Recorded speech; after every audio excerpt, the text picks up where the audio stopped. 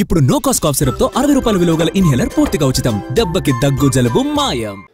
అదే విధంగా ఈనాడు విద్య విషయంలో కానీ సాగునీటి ప్రాజెక్టుల విషయంలోనే కాదు, మా అక్కలు ఈడుండ్రు, మా అక్కలతో చేసేపు మాట్లాడుతానే, మీతో మళ్ళీ మాట్లాడతా. అక్క ఎన్నడన్నా అమ్మగారింటికి పోవాలన్నా, అమ్మవారిని దర్శించుకోవాలన్నా బస్సు కిరాయి పైసలు ఇంటి ఆయనని అడగాలి. ఇంటి ఆయన లేకపోతే కొడుకుని అడగాలి, వాడు పిల్లగాడైనా.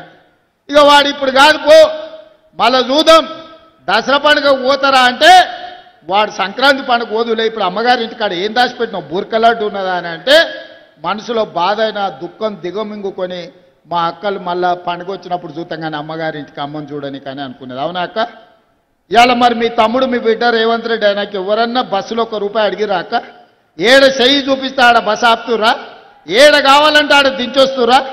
ఇవాళ ఈ స్వతంత్రం స్వేచ్ఛ ఆర్టీసీ రాష్ట్రం మొత్తం ఆడబిడ్డలు ఉచితంగా ప్రయాణం చేస్తురంటే మీ బిడ్డ మీ తమ్ముడో మీ అన్ననో ఈ తెలంగాణ రాష్ట్రానికి ముఖ్యమంత్రి ఉన్నాకే కదా. పడనోడు కారు గుర్తున్నోడు కారులో తిరిగేటోడు ఆడబిడ్డలు బస్సులో ఉచితంగా ఎట్లిస్తారని ఆటో వాళ్ళని తయారు చేసి మీ వీరికి పంచాయతీకి తోలిను. ఏందే వాళ్ళు చెప్పేదంటే ఆడబిడ్డలకు బస్సులో ఉచిత ప్రయాణం ఉంటే ఆటో ఎక్కలేరు, ఆడబిడ్డలు అంతో ఇంతో రూపాయి కూడబెడితే వాళ్ళ పిల్లల చదువులకు వస్తాయి కాబట్టి అవి గుంజుకుంటే చదువు రాకుండా పిల్లలు తిరుగుతారని మిమ్మల్ని దెబ్బతీయనికి ఆటో వాళ్ళని నా మీదకి పంచాయతీకి తోలేరు. నేను చెప్పిన ఆ కారు గుర్తోని చెప్పినా వచ్చినోని చెప్పినా, ఒరే నన్ను అంటే అన్నారు తిట్టే తిట్టరు కానీ మా అక్కల దగ్గరకు పోయారంటే పొరకట్ట తీసుకొని చీపురికట్ట తీసుకొని సింగారిస్తారు మిమ్మల్ని. సాయంత్రం పూట దొరుకుతారంటే సలాకి కాసి వాత పెడతారు. ఎందుకంటే మా మక్తల్ నారాయణపేట కొడంగల్ దిక్కు జొన్న రొట్టెలు మనం ఎక్కువ తింటాం. అవునా?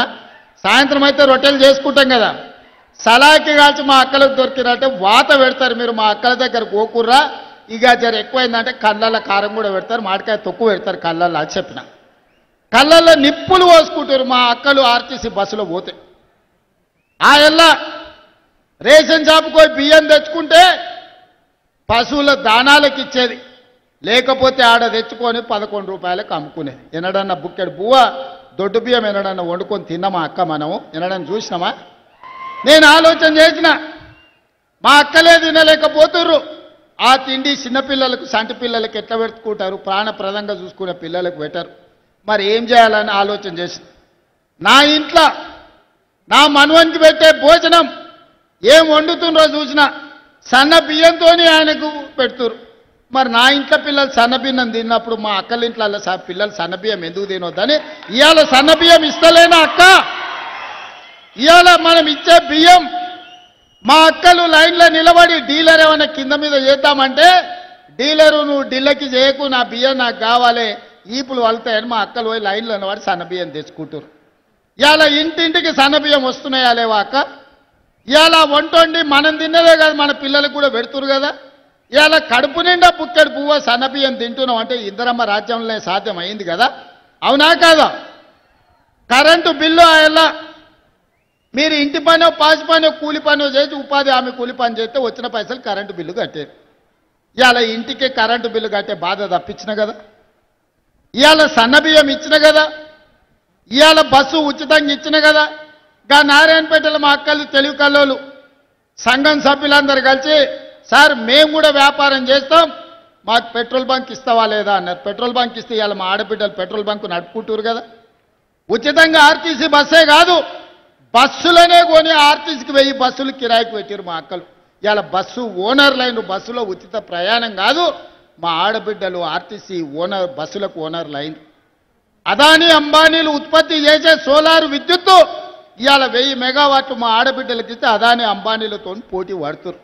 హైటెక్ సిటీ పక్కన ఐటీ కంపెనీలు హైటెక్ సిటీ అని చెప్తుంటే గా పక్కనే 3.5 ఎకరాలలో 150 షాపులు మా స్వయం సహాయక సంఘాలు వాళ్ళు ఉత్పత్తి చేసిన వస్తువులు ఇవాళ అక్కడ పెట్టి ప్రపంచానికి అమ్ముకునే స్థాయికి ఇవాళ మా ఆడబిడ్డలు వచ్చారు. రేపో మాపో మీరు తయారు చేసే వస్తువులు అమెజాన్లో ఆన్లైన్లో అమెరికాలో ఉన్నోళ్ళు కూడా కొనుక్కునేటట్టు రేపో మాపో మన ప్రభుత్వం చేయబోతుంది.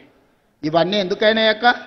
2 ఏళ్ల కింద మన పిల్లగాడే అని మీరు ఒక్క ఓటేస్తే ఆ ఓటు అభయ హస్తమై ఇవాళ సన్నబియ్యం తెచ్చినాయి, ఇవాళ ఉచిత విద్యుత్ తెచ్చింది, ఆర్టీసీ బస్సులో ఉచిత ప్రయాణం తెచ్చింది, పాలమూరు రంగారెడ్డి ఎత్తిపోతలకు నిధులు వచ్చినాయి, మక్తల్ నారాయణపేట కొడంగల్కు నిధులు వచ్చినాయి, సంగం బండ వలగొట్టింది.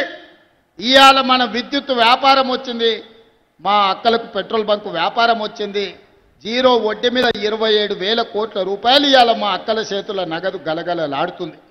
ఇవన్నీ మీరు ఒక్క ఓటేస్తే, ఒక్కసారి మీరు ఆశీర్వదిస్తే ఇవన్నీ సాధ్యమైనవి. ఈ విధంగా మన రాష్ట్రాన్ని, మన జీవితాలను మార్చుకొని అభివృద్ధి పదం వైపు నడిపించడానికి మీరిచ్చిన ఓటే ఆయుధమై ఈరోజు మన జీవితాలలో వెలుగులు నింపే పరిస్థితులు వచ్చినాయి. అందుకే అండగా నిలబడ్డ ఈ జిల్లాను అన్ని రకాలుగా అభివృద్ధి చేసుకోవాలి. 10 ఏళ్ళు మనం ఉంటే ఈ ప్రభుత్వం అన్ని పథకాలు పూర్తి చేస్తుందని ఇలా ఆలోచన చేసుకొని